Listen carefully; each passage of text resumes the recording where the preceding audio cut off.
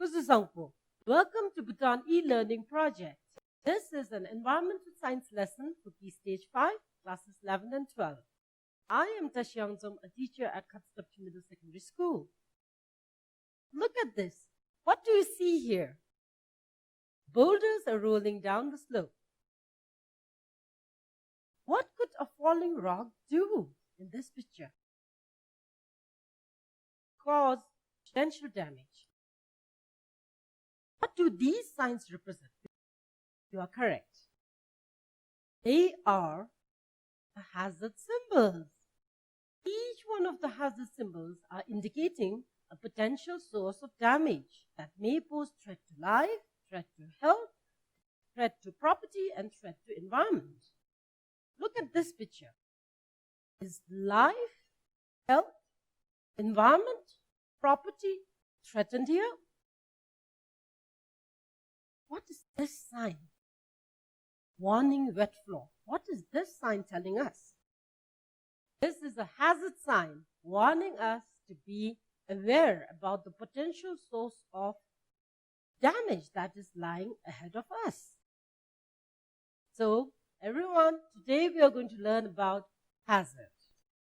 The expectations of the lesson are, you should be able to define disaster, you should be able to explain the term hazard, you should be able to explain the various types of hazard,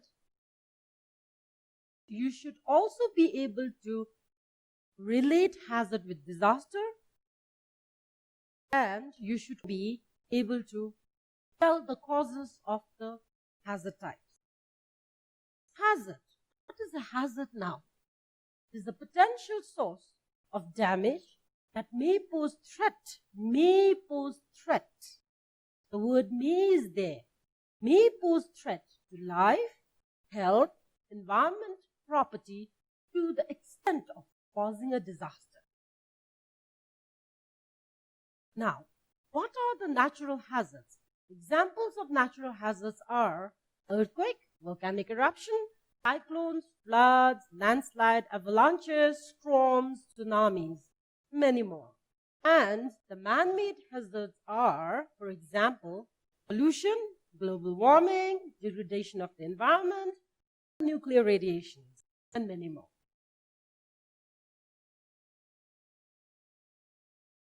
Now, let us relate hazard with disaster. Not all hazards may result to disaster. Hazards are termed as disaster when they occur in a heavily inhabited areas, causing heavy loss of life and damage to property and vast damages to the environment that exceeds the capacity of the community to cope up with its own resources. That's when we call hazard a disaster.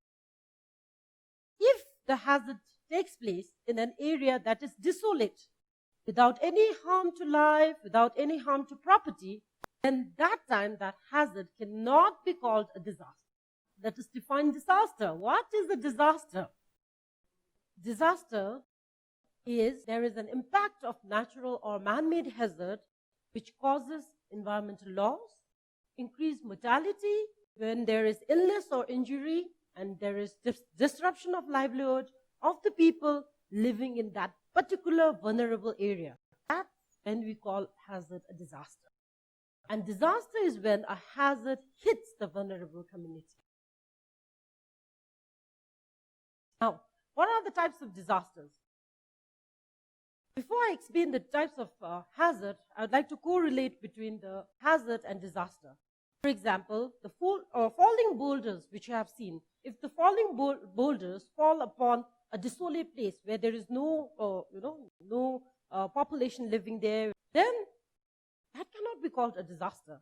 But if the falling boulder happens near the roadside or where there is a village living there, then that's when we call disaster. Now, what are the types of hazards?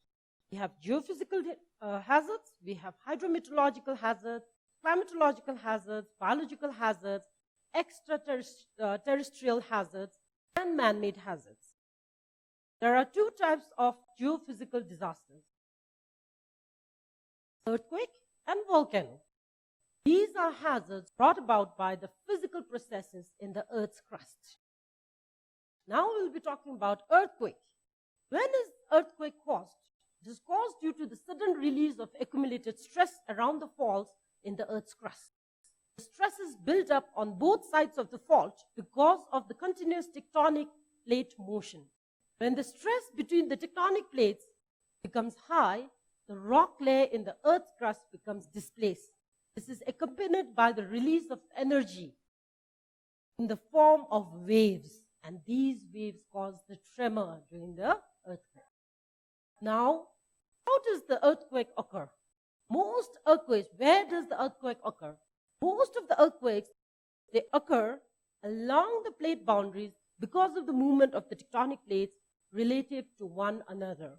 The movement of the plate can be divergent, convergent, and transform. Now let's talk about the divergent plate boundaries. Divergent plate boundaries are zones where two plates move away from each other. In such areas, the lithosphere is in a state of tensional stress, forming rift valleys and oceanic ridges. The fracturing movement of the lithosphere causes the earthquake. Most divergent boundaries are at the bottom of the oceans. Earthquakes that occur along such boundaries have low magnitude. Now let's talk about the convergent plate boundaries. Convergent plate boundaries are zones where two plates run into each other. Thus, they tend to be zones where compressional stresses are active. And the convergent plate boundaries are of two types, subduction and collision boundaries. The subduction boundaries, in the subduction boundaries, the tectonic plates are pushed down into the mantle, resulting into the formation of deep oceanic trenches. And this gives compressional stress, and the subduction plate fractures and generates earthquake. In the collision boundaries, the two continental plates collide, resulting in the formation of full thrust mountain belts. For example, formation of the Himalayan belts, thus generating seismic waves. Let's talk about the transform plate boundaries. The plate boundaries where two lithospheric plates slide past one another in a horizontal fashion. Earthquakes along these boundaries have high magnitude. We go to the next one, that's volcano. What is volcano? Volcano is the eruption of molten lava, rock fragments, hot vapor ash, and gases through crater or vent of a mountain or a hill. Volcanoes are generally found where tectonic plates are diverging or converging. Volcano, the cause of volcanic eruption now. Magma is generated at a converging plate boundaries where subduction occurs. The sinking plate melts as the plate descends into the asthenosphere.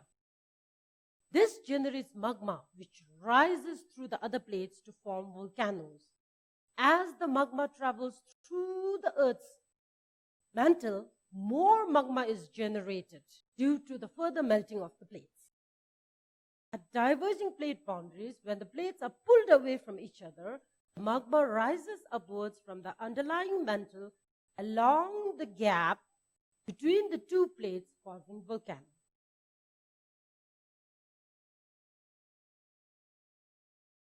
Let's now go to the second one, that's hydrometeorological hazards.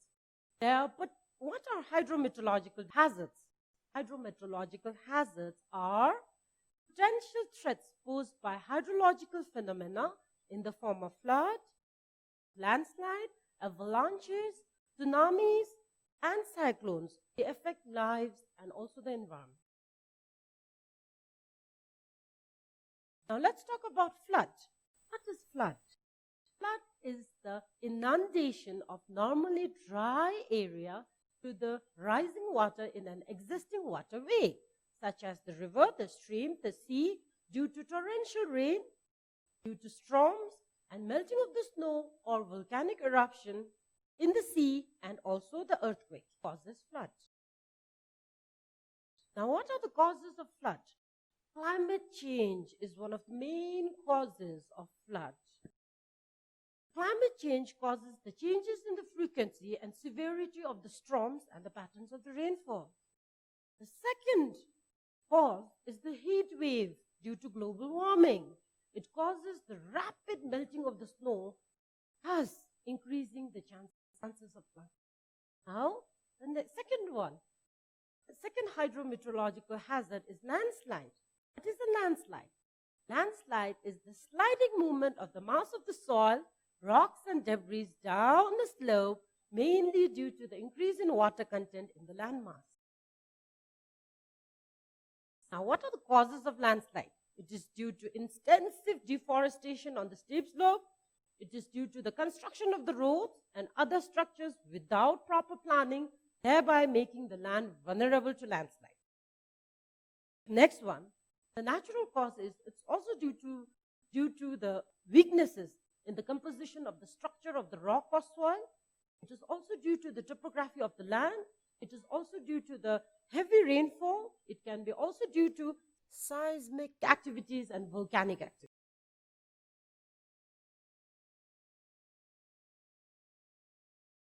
The next hydrometeorological hazard is avalanches, as you can see here.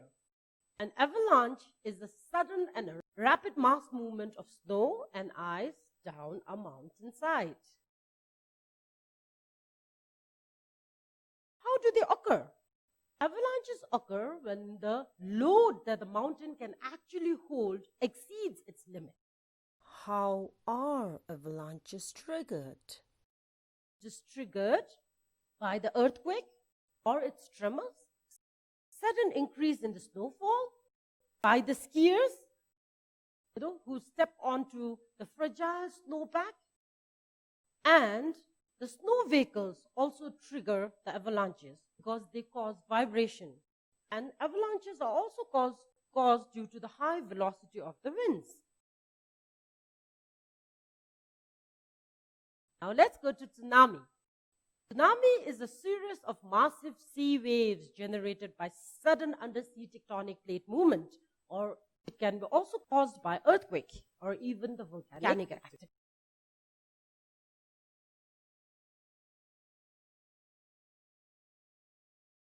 Now, the causes of tsunamis. Tsunamis are initiated by sudden vertical deformation of the tectonic plates in the seafloor. This deformation in the seafloor will displace a large volume of water that travels as waves towards the shore. Talk about the cyclones. Cyclone, hurricane, and typhoons are different names for the same phenomena. Cyclone is a large-scale air mass that rotates around a center of low pressure. Cyclones will circulate in anti-clockwise movement in the northern hemisphere, where we are, and it will move in the clockwise direction in the southern hemisphere. How are the cyclones formed? It's really interesting. When the temperature of the seawater rises above 26 degrees Celsius, the warm, moist air will evaporate from the surface of the sea, creating an area of low pressure. The surrounding air rushes in to fill the low pressure area. Because of the spinning of the earth, the air is bent inwards, which then spirals upward with a great force. Now the formation of cyclones. As the warm, moist air rises, condensation takes place, forming massive cumulus cloud. The heat released during the condensation further will lower the pressure and strengthen the force and amount of the air rushing in, speeding up the rate of rotation. This forms a huge circle of moisture-loaded cumulus cloud spinning at a very high speed with a calm, cloudless center called as the eye. These storm systems can result in severe thunderstorms, violent winds, heavy flooding, and devastating waves.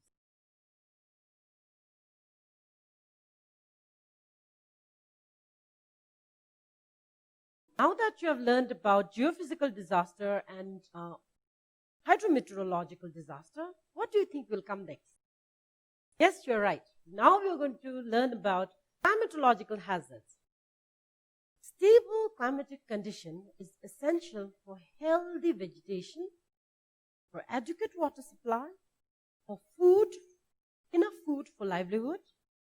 Extreme changes in the climatic conditions over a long period of time can result in wildfire, heat waves, and drought.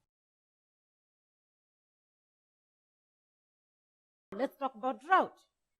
What is a drought? It is an extreme climatic event characterized by below normal precipitation over a period of months or years. Hot, dry winds, shortage of water, high temperature, high rate of evapotranspiration due to climate change. It can contribute to drought. Now, let's talk about the second one. That's wildfire. Wildfire is the fierce fire that spreads rapidly, destroying vegetation and animal species. Wildfire can be caused naturally by lightning or by humans, either deliberately or due to their negligence. Now, we're going to talk about heat waves. A heat wave is a prolonged period of excessive high temperature, which is usually accompanied by humidity. It is measured relative to the usual temperatures of an area.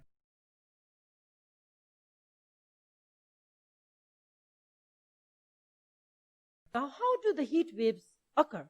It occurs when the air pressure at a height of about 10,000 to 25,000 feet above the ground and blocks the warm air rising from the ground. At this level, the warm air cools and becomes dense. This cold air acts as a dome, caping the atmosphere, trapping heat instead of allowing it to lift. Without the lift, there is little or no convection at all, which minimizes the chances of rain. Instead, there is excessive increase of heat and buildup of moisture. This situation prolongs for a period of time will result in heat waves. Now we are going to talk about the biological hazard. Biological hazard is the devastating effect by an extensive spread of disease, virus, and sudden growth in population of certain kinds of plants, animals, or insects. Biological disaster may be epidemic or pandemic. Epidemic is an outbreak of disease like cholera, plague, that spreads very quickly, affecting a large number of individuals living within the population, within the community or region at the same time. Now, on the other hand, pandemic is a widespread epidemic that spreads across a continent or even worldwide. For example, AIDS, swine flu, and recently COVID-19. And my dear children, as you all know, COVID-19, which is caused by the coronavirus, is a pandemic biological hazard, which is actually affecting the lives of people around the globe. And in the worst cases, there is an increase in the number of deaths due to the COVID-19. That's why it can be categorized as a biological hazard. Now, let's go to the extraterrestrial hazard. What is it? The celestial bodies such as the asteroids, the meteoroids, the comets, sometimes they fall on Earth's surface with tremendous force. Such an impact has the potential to cause catastrophic effects on human life, as well as it might affect our environment. Such kind of hazard is termed as extraterrestrial hazard. Now, let's go to the man-made hazards. Due to the advancement in technology and industrialization, there has been an increase in the number of structures. We have tall buildings, we have dams, we have oil reservoirs, we have chemical factories, and we have nuclear power plants around the world. These pose potential risks to the life and environment through the leakage of toxic chemicals or explosions. Some of the man-made hazards have long-lasting impact on the environment, including the effect on the biogeochemical cycle of the earth. It doesn't let the nutrient recycling to happen in a natural way, as it always does.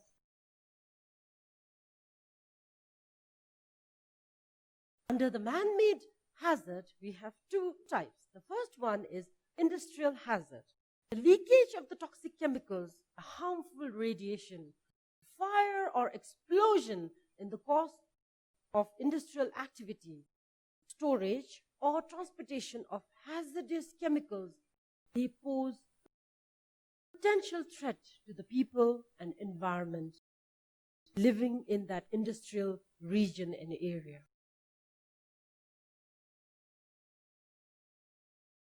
Now, the second man-made hazard is war.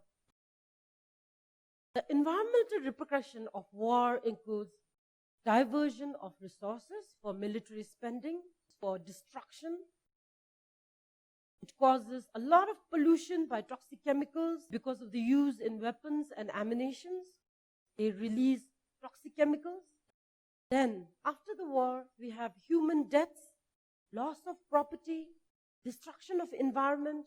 All these consequences are due to a human-made hazard. Long-lasting effect of toxic chemicals used in the ammunitions during the war will result in loss of habitat, loss of biodiversity. It will contaminate land, it will contaminate water. Death of terrestrial and aquatic animals will be there. There will be a decrease in agriculture production and increase in various kinds of diseases. So that's what war leaves us with.